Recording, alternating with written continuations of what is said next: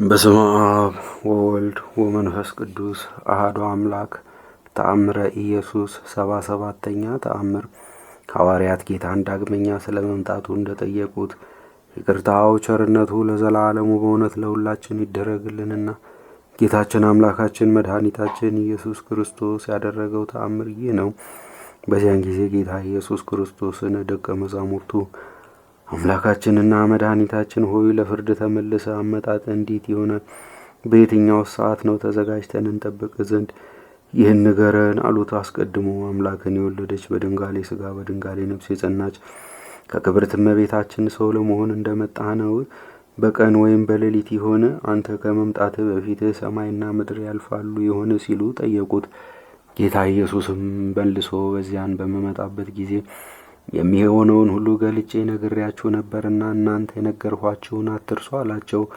እወቁ፣ ሰማይና ምድርን ሌላውንም ፍጥረት ሁሉ በሰባተኛው ዕለት ፈጥሬ እንደፈጸምኩ የዚችም ዓለም ሕልፈት ከዕለታት ሁሉ መጀመሪያ በሆነችው ዕለት ይሆናል። ዓለምን የፈጠርኩባት በዚች ዕለት እንደሆነ የዓለምም ሕልፈት በዚያች ዕለት ይሆናል። ይህች ዕለት ከሙታን ተለይቼ የተነሳሁባት ዕለት ናትና እንዲሁ የሞቱትን ሰዎች እኔ ከእንቅልፍ እንደ መንቃት በተነሳሁባት በዚያችው ዕለት አስነሳቸዋለሁ። ጊዜውም በመንፈቀ ሌሊት ሲሆን የእነሱም ትንሣኤ በዚሁ ሰዓት ይሆናልና በዚች ዕለት ሚካኤል አዋጅ ይነግር ዘንድ የአገልጋዮቼ የካህናት አለቃ ገብርኤልን በታላቅ ድምፅ አሰምቶ ይናገር ዘንድ አዛለሁ። እወቁ፣ በዚች ዕለት የነቢያት ትንቢት ይፈጸማል፣ የኦሪትም ሕግ ይፈጸማል። በዚች ዕለት የሰባኪያንና የመምህራንም ሁሉ ነገር ይፈጸማል። እወቁ፣ ለፍርድ ከመምጣቴ በፊት 245 ታላላቅ ሱባኤያት አሉ። ወንድሞቼ ሆይ የበደላቸውን ሁሉ 73 ሱባኤ ይቅር የሚሉ ንዑዳን ክቡራን ናቸው።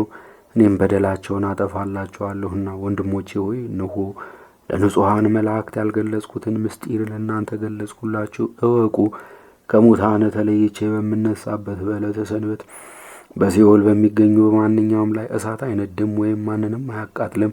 በመቃብር ውስጥም ስጋቸውን ትል አይበላም፣ ጥፋትም አያደርስም። ወንድሞቼ ሆይ በትንሣኤ ዕለት ካህንን ወደ ቤቱ ጠርቶ የጋበዘ ንዑድ ክቡር ነው።